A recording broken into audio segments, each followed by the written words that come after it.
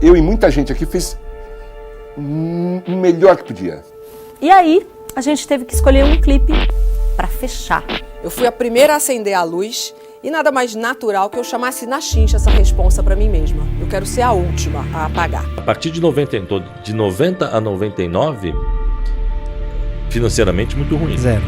Ela só começou a ganhar dinheiro a partir de 99. A MTV, na temporada seguinte, falou, ó, clipe acabou. Clipe agora é só na internet, a gente vai fazer programa comportamental. Foi culpa da má administração da Abril, que era na época, entendeu? O Restart, ele se espalhou pela programação. Então você ligava a MTV, apareceu o Restart em qualquer momento. E aí aquilo começou a acabar com a percepção. Que o que derrubou a MTV foi uma coisa empresarial, de tocar a empresa mesmo. Vocês têm noção do desespero que era quando você conhecia uma banda legal, uma música legal, que quando essa música terminava de tocar na rádio, literalmente acabava? Se você não tinha a mídia que tinha aquela música, você não podia mais ouvir aquela música. Mas tudo bem, porque as coisas começaram a mudar no dia 1º de agosto de 1981, quando lá nos Estados Unidos ia ao ar pela primeira vez a MTV, uma emissora que era totalmente voltada para música. Esse era um canal que tinha uma linguagem muito à frente do seu tempo, que conversava de um jeito inteligente com o público jovem daquela época e ao mesmo tempo conseguia democratizar mais a música para todo mundo.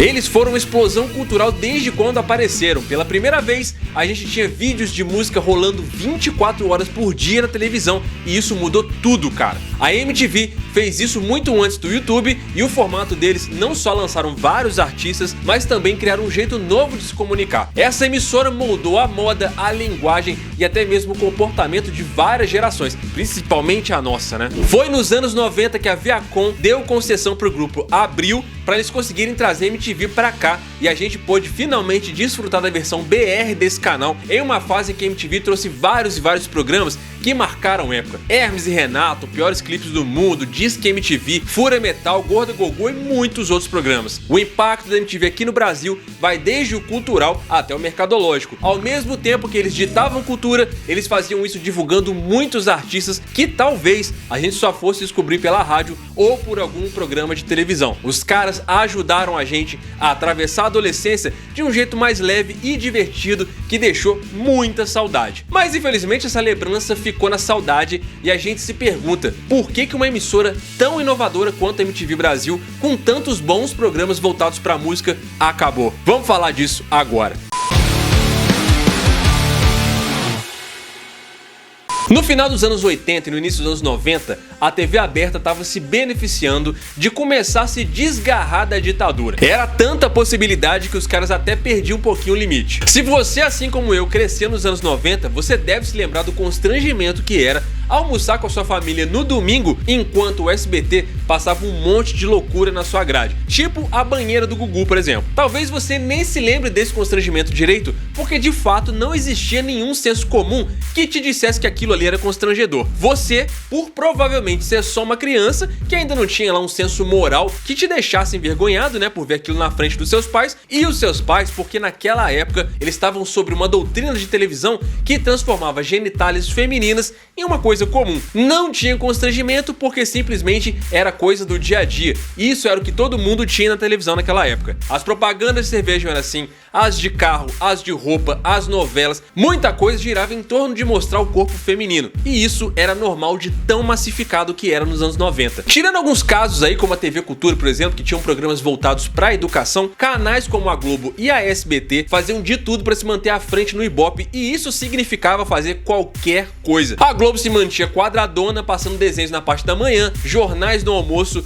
novelas, filmes, mais novela, jornal de novo e mais filmes. Isso podia funcionar para as crianças que ainda tinham alguma coisa para ver cedo e para os nossos pais que basicamente ouviam novela, ouviam jornal. Mas para a fatia de jovens que estavam se descobrindo como pessoa naquela época, isso aí era um porre. Mesmo que na verdade a gente não soubesse que era um porre porque a gente não tinha um padrão melhor para saber que aquilo ali podia melhorar. Não existia fuga para internet. Ou você assistia a novela das 8, ou você assistia algum enlatado mexicano do Silvio Santos. Os programas de fim de semana eram ainda piores. Os programas de domingo eram uma grande vitrine para os artistas mainstream da época, que eram na sua maioria grupos de axé ou pagode, com raras exceções que fugiam à regra, como os Mamonas Assassinas. Aí a gente era obrigado a ver isso no Faustão ou no Gugu o domingo inteirinho. A gente parecia que não tinha pra onde fugir. Mas se a gente voltar um pouquinho no tempo, ali por volta de 1976, foi ao ar na Nova Zelândia um programa chamado Radio in Pictures. Pro formato desse programa, eles passavam as músicas de algumas bandas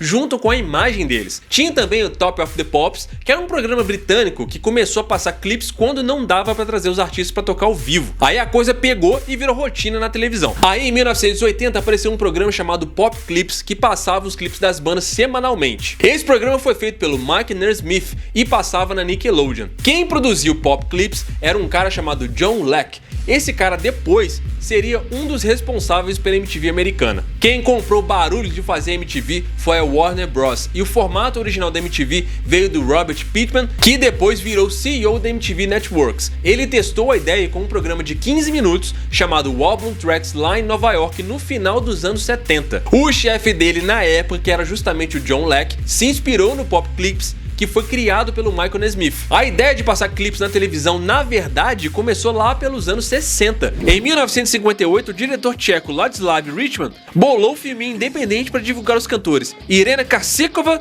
e Joseph Beck, com a música Dame Sida Bitu. Dizem que esse é o videoclipe mais antigo que se tem notícia. Já em 1964, a banda The Moody Blues lançou um clipe pro seu som Go Now, misturando algumas cenas deles tocando no estúdio de TV com umas imagens em preto e branco. Mas no ano seguinte, em 1965, o cineasta D.A. Pennebaker filmou Bob Dylan segurando um cartão no beco do Hotel Savoy, em Londres, pro documentário Don't Look Now. Depois, esse vídeo virou um clipe de Subterranean Homesick Blues. Aí, em 1966, o clipe da música Dead End Street, do Kings, foi banido pela BBC, porque acharam que a banda estava parecendo carregadores de caixão. E foi nesse ano também que os Beatles lançaram os clipes promocionais coloridos para Paperback Writer e Rain, um dos primeiros em cores. Já em 10 de novembro de 1975, o Queen gravou o clipe de Bohemian Rhapsody. Demorou umas 4 horas para fazer e custou umas 4.500 libras. E foi aí, em 1981, que o canal MTV foi lançado em 1º de agosto. O primeiro vídeo que passou foi Killers the Radio Star, do Buggles. Mas o negócio só ficou sério mesmo em 1982,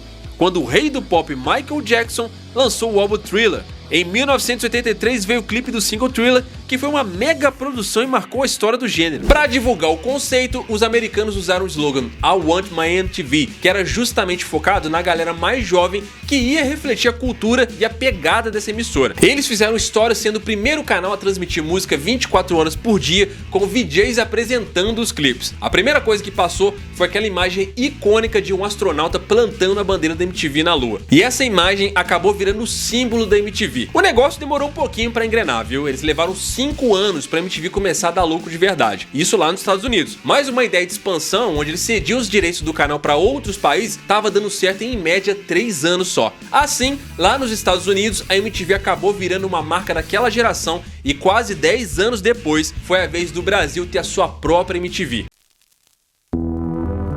Em 1989, a Abril entrou no mercado da radiodifusão com a TV Abril. Eles também fecharam uma parceria com a Viacom para trazer a MTV para cá. Só que aqui, a MTV ia ser transmitida na TV aberta e não na TV a cabo como era nos Estados Unidos. Eles investiram pesado nessa parada. Eles gastaram uma grana em equipamentos que eram até mais potentes do que da própria Globo. A Abril prometeu uma verdadeira revolução na televisão brasileira. No dia 20 de outubro de 1990, às 14 horas, a Astrid estava na MTV dando as boas-vindas pra galera. Oi, eu sou a Astrid e é com o maior prazer que eu estou aqui anunciando para vocês que está no ar a MTV Brasil. Cuca Lazarotto anunciou o primeiro clipe que passou no canal, Garota de Ipanema, com a Marina Lima. Eu sou a Cuca e você vai ficar agora com uma seleção super especial de clipes. Aliás, de exclusivos nós temos muitos e para começar então, Marina cantando pra você, Garota de Ipanema. A MTV Brasil finalmente foi ao ar. Esse canal aí sempre teve a estratégia de conquistar a audiência onde fosse e aqui não foi diferente. Eles respeitavam e se adaptavam às culturas locais. Obviamente, muita coisa foi enlatada da MTV americana, mas os funcionários responsáveis pela programação eram daqui mesmo. Eles também trocavam ideia e programas entre as filiais, o que mantinham as coisas mais atualizadas. Ironicamente, a MTV sempre foi aqui no Brasil um canal com uma expressão um pouco menor, mas ao mesmo tempo era o canal que mais tinha expressão e atitude atitude em outros pontos de vista. A MTV sempre, por essência, como norma da empresa, sempre teve portas abertas para qualquer novidade, qualquer modernidade. Total. Foi um canal que ousou, que criou programas muito à frente do seu tempo, mudou a linguagem e decidiu ser totalmente diferente daquilo que estava na grade da TV aberta nos anos 90 aqui no Brasil. A MTV Brasil fez um concurso para escolher quem seriam os VJs por aqui. Tiveram várias etapas para testar quem ia se desenvolver melhor na frente da câmera. A primeira leva de VJs teve a Astrid, a Daniela Barbieri, o grande Gastão Moreira, que inclusive tem hoje um canal aqui no YouTube, a Maria Paula, o Rodrigo Leão, o Thunderbird, o Zeca Camargo lá da Globo e a Renata Neto. Muitos deles, na real, nem tinham experiência com televisão. Mas a parada da MTV era a atitude e personalidade. Então muitos desses caras que foram escolhidos porque estavam com a cabeça dentro da música. Fácil, gravou as músicas, só que não autorizou que elas saíssem em vinil. O que aconteceu? O cara ficou lá com o material guardado, falou, não sei, né? E lançou contra a vontade do John Lennon. John Lennon foi lá, processou o menino e ganhou, certo? E ficou assim, John Lennon gravando Chuck Berry, que beleza, né? Vamos começar aí com John Lennon na sequência Chuck Berry. O canal, seguindo a cartilha da matriz, queria que o público se identificasse com os VJs. Eles incentivavam essa galera a usar uma linguagem mais descontraída e um visual bem menos quadradão, como a gente costumava ver na televisão. Até agora a gente falou mais de versões de artistas internacionais, mas por aqui os músicos também gostam de uma versão.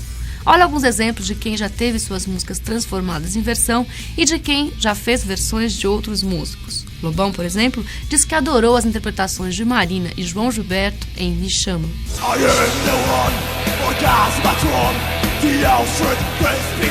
Isso fez com que muitos de nós naquela época se sentissem muito representados pela primeira vez na TV aberta. Se os VJs eram muito importantes, mais do que isso, os programas que eles iam apresentar eram ainda mais. No começo, a MTV importava muita coisa dos Estados Unidos, como séries e clipes dos artistas internacionais. Mas depois, eles começaram a investir e fazer seus próprios programas e foi isso que fez a MTV por aqui dar certo. O canal começou a passar os clipes das bandas brasileiras e isso ajudou muito essas bandas a serem mais reconhecidas e notadas. Tanto que no início dos anos 2000, o sonho da maioria das bandas era ter o seu clipe rolando no Disque MTV ou em qualquer outro programa da emissora. Outra coisa importante é que a MTV aqui estava muito comprometida mesmo com a música. Afinal de contas, o canal era sobre isso, né? A MTV falava sobre música, sobre cultura, sobre comportamento. E nesse começo, a MTV Brasil basicamente seguia a tendência estética do que estava bombando na época, que era o grunge, e muitos programas da grade eram justamente voltados para nichos e tribos específicas,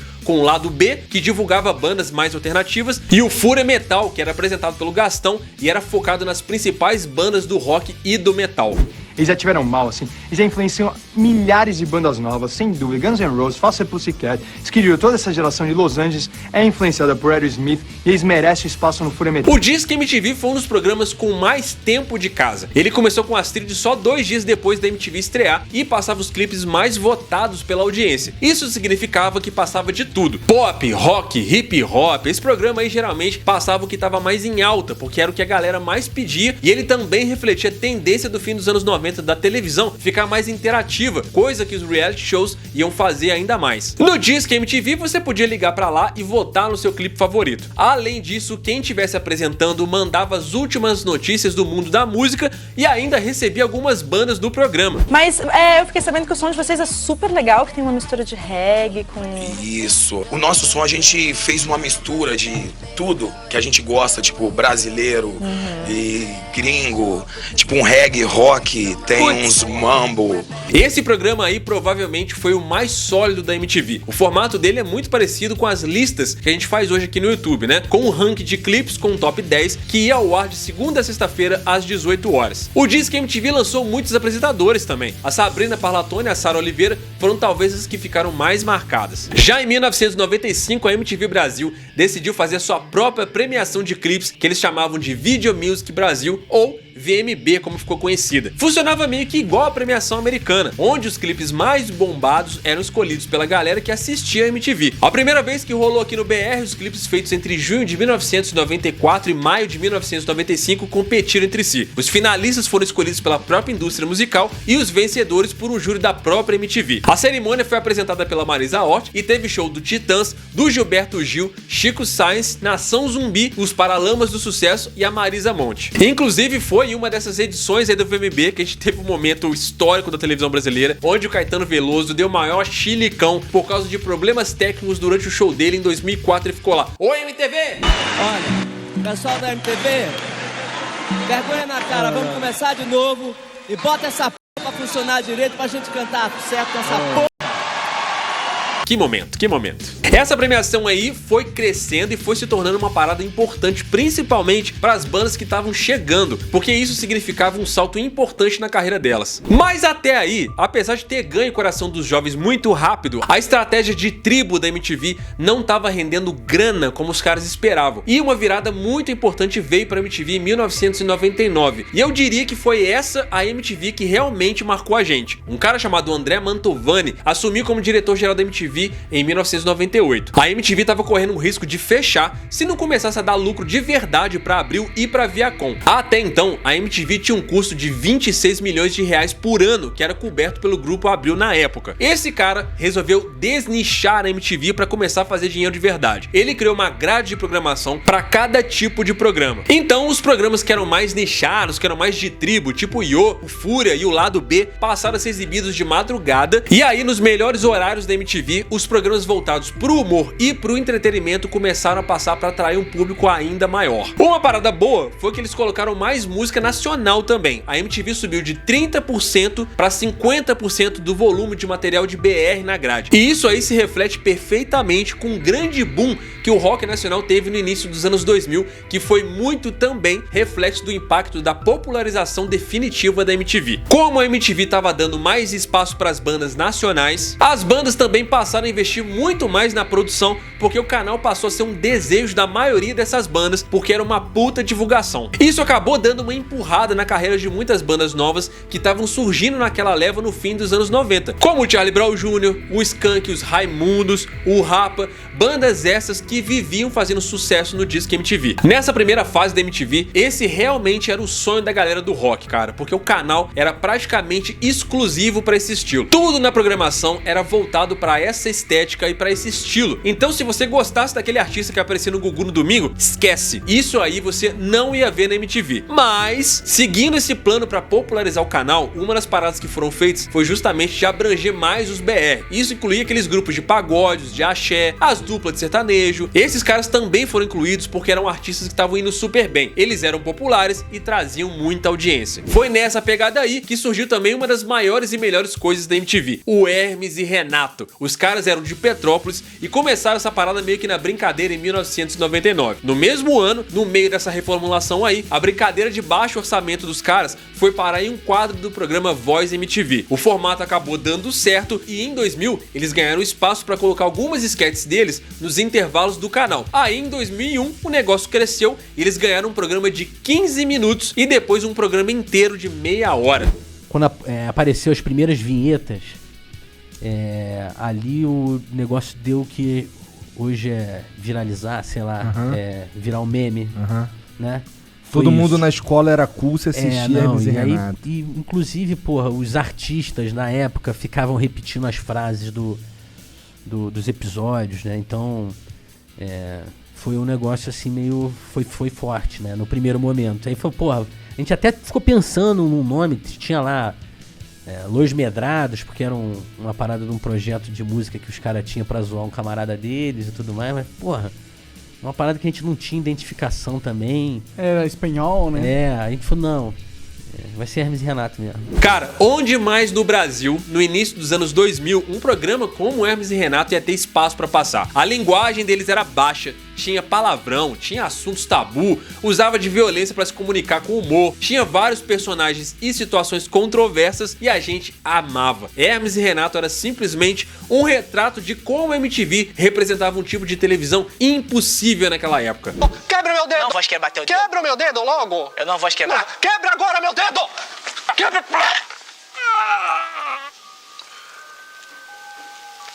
Filho da... Como Hermes e Renato acabou indo muito bem, vieram muitos outros produtos interessantes a partir deles, como Proxeneta e Sim a Bolsa, e também um programa chamado Tela Class, onde os caras faziam umas dublagens inacreditáveis com a própria linguagem deles.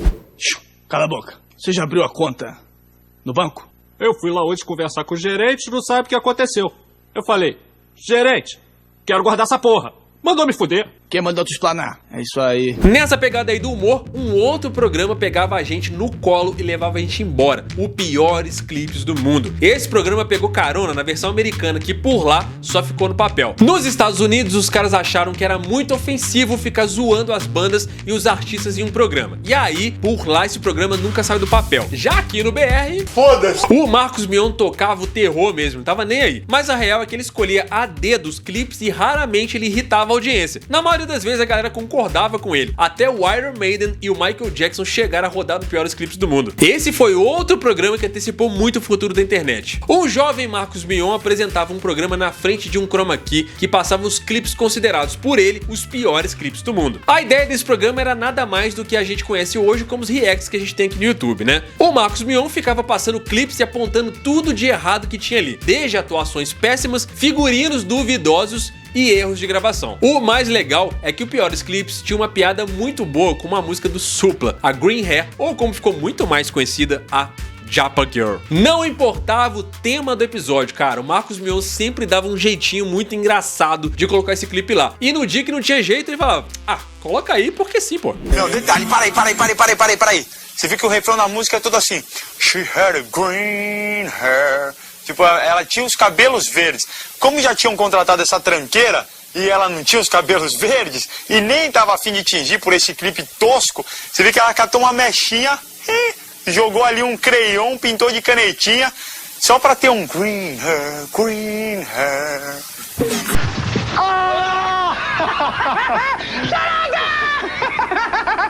Tinha também um programa chamado Fica Comigo, que era apresentado pela Fernanda Lima, que era o Tinder da TV aberta. Algumas pessoas iam lá pra sair como um casal tentando achar o amor da sua vida. Aliás, o primeiro beijo gay entre homens da história da televisão aberta veio desse programa aí. Vocês lembram dessa parada? Nessa toada, onde a programação começou a focar mais na popularidade, a MTV já não tinha mais assim tanto comprometimento com a música. Quebrar a mesa! Quebrou minha mesa, mano! Que você tá louco, meu irmão? Que é isso? Tá louco você, pai? Você tá aí, meu, você tá aí, mano. Uma outra leva de VJs começou a ser contratada e, na verdade, eles nem ligavam muito mais se essa galera aí tava manjando de música ou não. A MTV começou a procurar pessoas que eram mais populares, que já fossem conhecidas pra poder ajudar a impulsionar os programas, como modelos e atores. E isso fez com que alguns VJs da primeira leva, como o Gastão, que tinha um puta compromisso com a música, saíssem do canal. Isso afetou até os comerciais, que assim, eles eram legais, vai. Assim como qualquer canal, a MTV precisava vender espaço pra ganhar dinheiro, mas os comerciais deles eram bem criativos e tinham muita assinatura. Na real, dava até pra assistir os intervalos de boa. Eles aumentaram o espaço pra propaganda de 25% pra 60%. E aí, finalmente, a MTV tinha se tornado super popular e agora era um canal que dava lucro pros seus donos. Foi essa virada de chave que trouxe a MTV que a gente sente falta. Por mais que algumas mudanças aí tenham sido meio polêmicas, né? A verdade é que esse formato aí foi o que mais ficou a cara da MTV Brasil. Aqui a gente começou a se conectar mais com o canal, os programas originais foram ficando cada vez mais populares e ganhando mais a fidelização da audiência. As bandas começaram a se beneficiar muito disso aqui no Brasil e a MTV influenciou demais a gente, dando abertura para essas bandas aparecerem. Inclusive por causa de uma ou outra adaptação deles que acabou dando muito certo por aqui também, os acústicos MTV. O primeiro acústico MTV foi feito em 1991 com Barão Vermelho. Vários e vários artistas conhecidos aqui fizeram parte dessa parada e gravaram esse acústico. O Gilberto Gil, o Titãs, a Cássia Eller, o Charlie Brown Jr. e a MTV estava tão forte nessa época que fazer um acústico significava dar uma sobrevida para a banda. O Capital Inicial, por exemplo, ganhou uma segunda vida depois que lançou o acústico MTV em 2000. Muitas pessoas nem se lembravam mais deles, mas o acústico e toda a divulgação que a MTV fez ajudou os caras a alcançar uma outra geração de fãs que tá com eles até hoje. Se não fosse esse acústico aí, talvez o Capital Inicial hoje fosse só uma lembrança na cabeça da galera dos anos 80. Se o meu corpo brilhasse sol, se minha mente, se um dia eu pudesse ver meu passado entre chave e chave. Tinha também os MTV ao vivo, que eram shows registrados com a marca da MTV. Rolaram vários desses que também ajudaram as bandas a ficarem cada vez maiores. O Skank, por exemplo, gravou o seu ao vivo em Ouro Preto e esse ao vivo foi um dos trabalhos deles que ajudou a fortalecer a banda e deixar eles ainda maiores.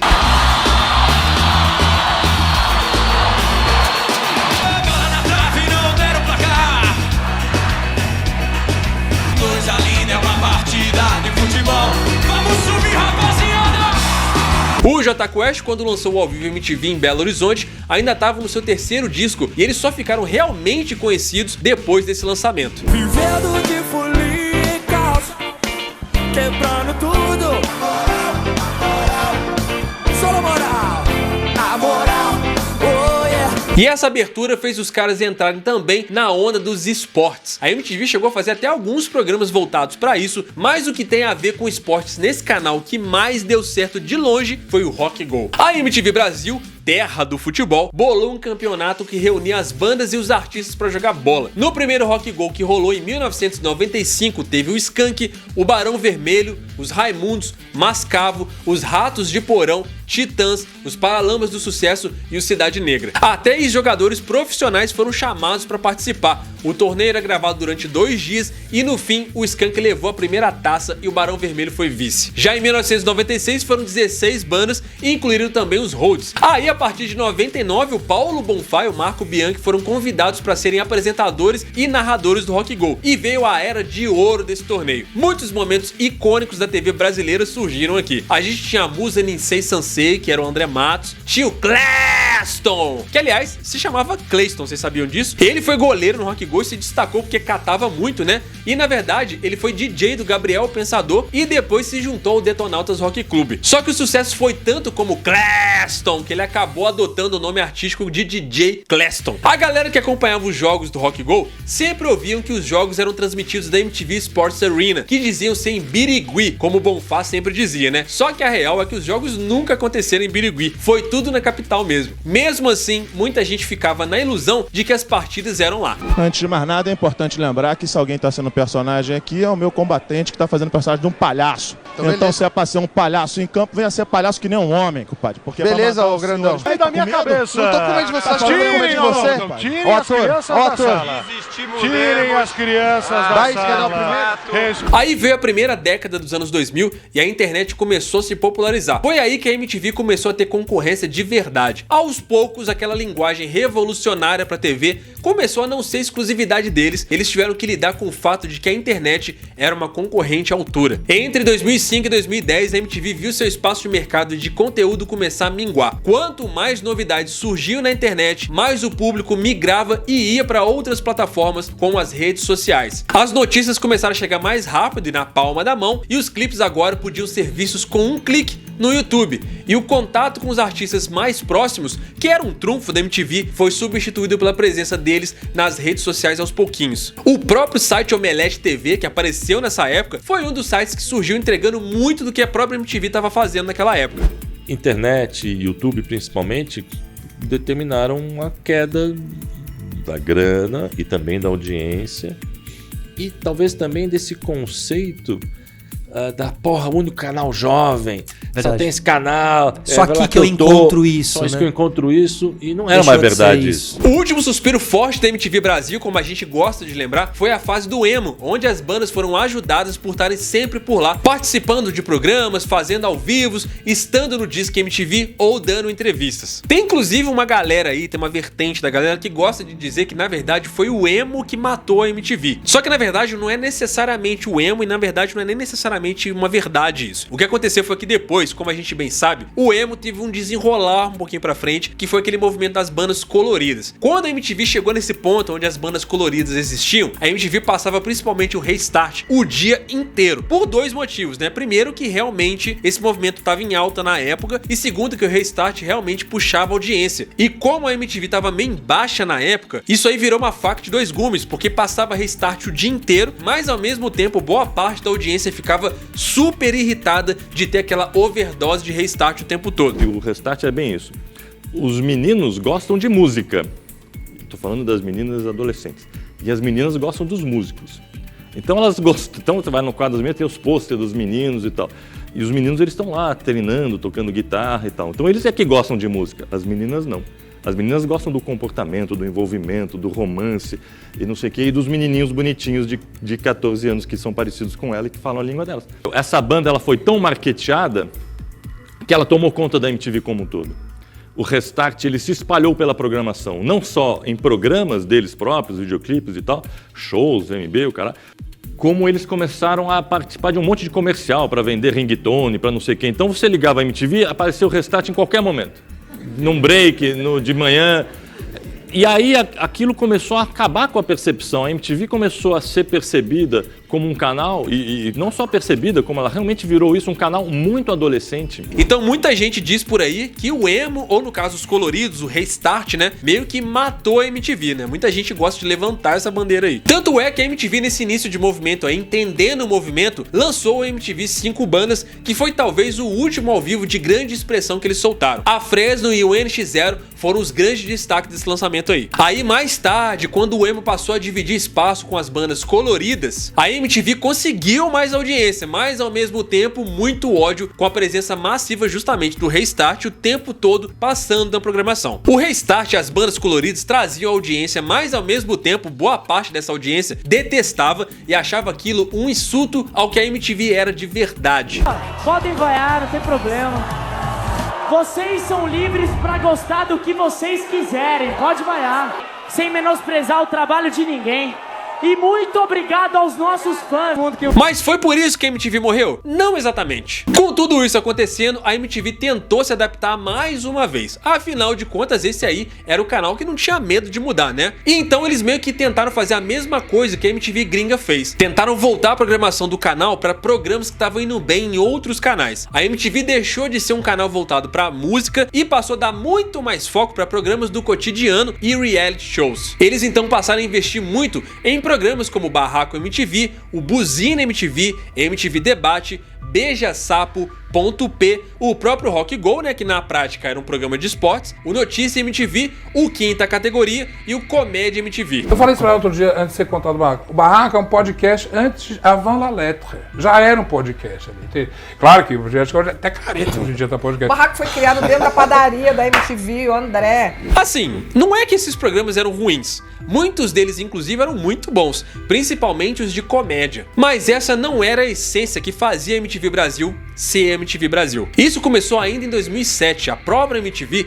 sabia que música na televisão não dava dinheiro e naquele ano eles já queriam decretar o fim do Disque MTV, que era um dos principais programas de clipes da emissora. Eles tinham uma percepção de que até os programas convencionais, quando tinham bandas tocando no final, era quando justamente a audiência começava a cair. Então, eles não queriam necessariamente um canal de clipes, mas sim um canal voltado para música para que ele fosse realmente rentável. O Zico Góes, que foi um dos executivos da MTV, sabia que o canal lá no início, ser bem nichado e meio tribal, era uma coisa ruim, mas ao mesmo tempo foi o que fez a MTV ser MTV. Então, quando o canal precisou se popularizar, essa MTV se perdeu no meio do processo. A partir de 90 a 99, financeiramente muito ruim. Zero.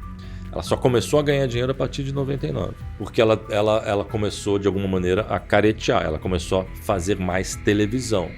Aí, Teleguiado, Barraco, Rock Go, VMB. Então, se você perde aquilo que é o seu grande cacife, né, a sua grande característica, você passa a ser um canal um pouco mais normal. Os tratados de marketing diz que fidelize a sua audiência. Não, se eu fidelizar a minha audiência, eu vou envelhecer junto com a audiência e eu deixo de ser MTV. Nessa mesma época aí, tentando acompanhar o movimento, né, a MTV tentou se lançar também na internet, tentando encontrar sua própria audiência de novo. A ideia do MTV Overdrive era de criar conteúdos para a internet e fazer uma conexão com a televisão, mas tendo seus próprios conteúdos originais. O site da MTV, durante precursor, anos, portal. Era a coisa mais legal que existia no www.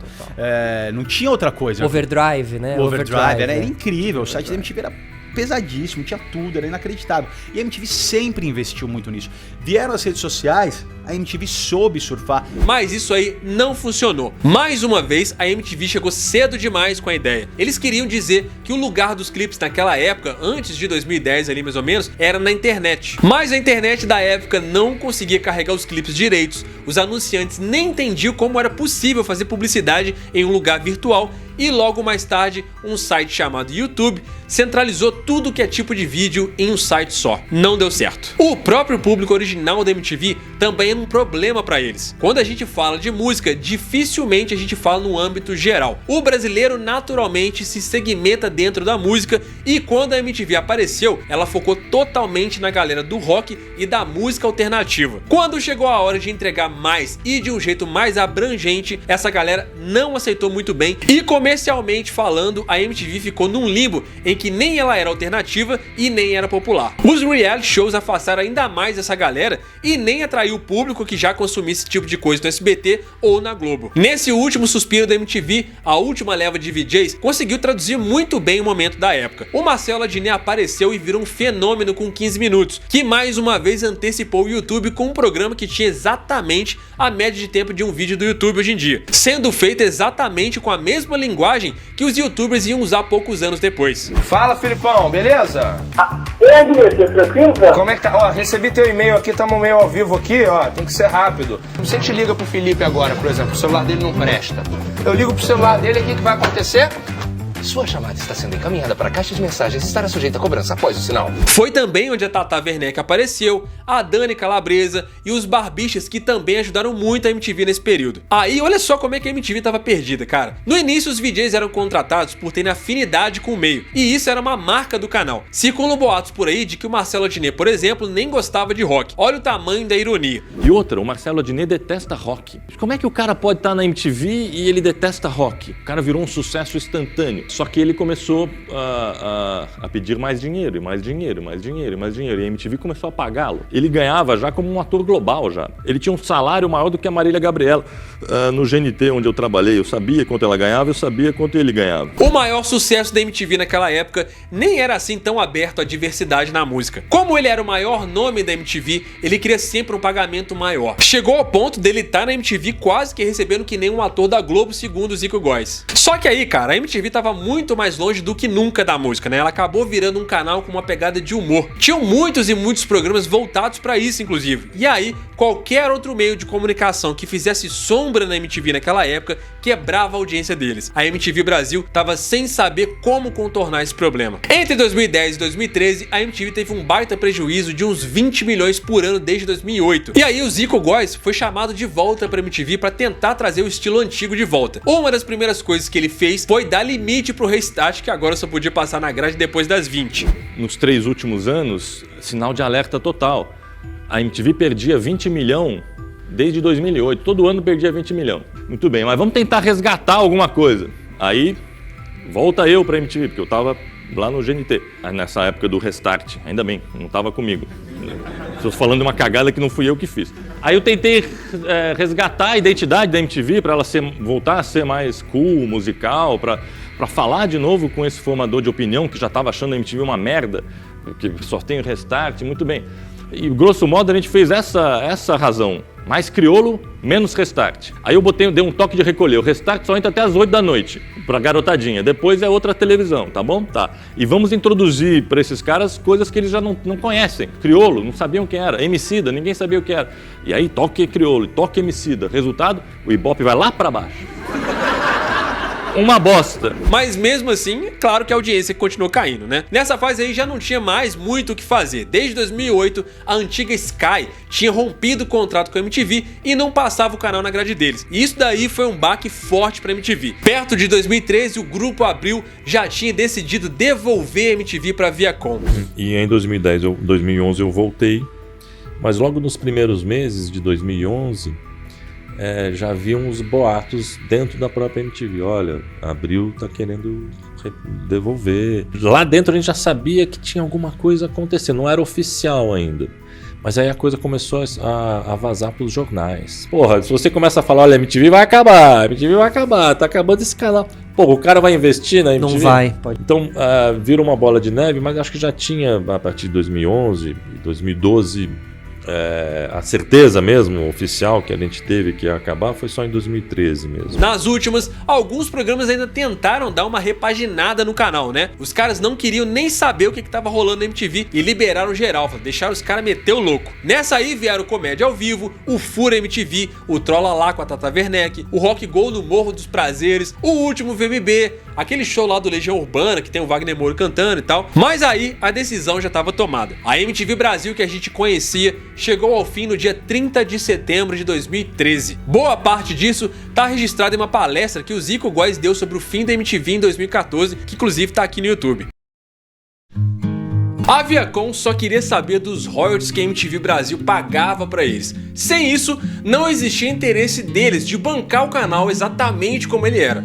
Eles acabaram decidindo manter a MTV, que começou no dia seguinte, como se nada tivesse acontecido, como a nova MTV, que obviamente tinha uma pegada zero parecida com a MTV BR que a gente curtia. A Viacom queria que a MTV seguisse normalmente, sem fazer nenhum alarde, para ter uma transição tranquila, mas a galera não quis nem saber. Afinal de contas, aquele era o fechamento de um ciclo muito importante. No último dia de transmissão, teve uma despedida com os VJs antigos. Eles fizeram uma programação bem diferente. Eles usaram esse ponto final da MTV a favor deles e meio que fizeram uma cerimônia de despedida. Eu quero ser a última a apagar.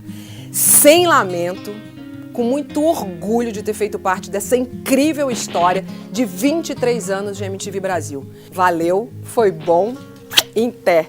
Hoje, a nova MTV não é nem a sombra do que ela foi um dia. E não é só no Brasil não, viu? Lá fora isso também aconteceu. Mas não é nada que tenha sido culpa de ninguém. A verdade é que os costumes mudam, os comportamentos mudam e as pessoas também. A MTV fez uma aposta arriscada. Ela focou no alternativo, no pensamento crítico, em pensar justamente fora da caixinha para trazer uma televisão que nem existia por aqui. Essa MTV Brasil foi nossa companheira de madrugada. Foi quem apresentou pra gente tantas e tantas bandas que a gente curte até hoje. Foi quem contou as histórias dessas bandas pra gente. Foi quem fez a gente rir alto enquanto todo mundo dormia de madrugada. Foi quem fez a gente ligar para um programa popular até conseguir ver o Nightwish e o Linkin Park por lá. E foi essa mesma MTV que me fez querer gravar vídeos pro YouTube. Muito obrigado por tudo isso, MTV Brasil. Mas isso na minha opinião, eu espero que você tenha a sua. E aí, cara, qual a sua maior saudade dessa MTV até aqui? Deixa aí nos comentários. Tamo juntão, muito obrigado aí pela sua audiência, até a próxima, valeu!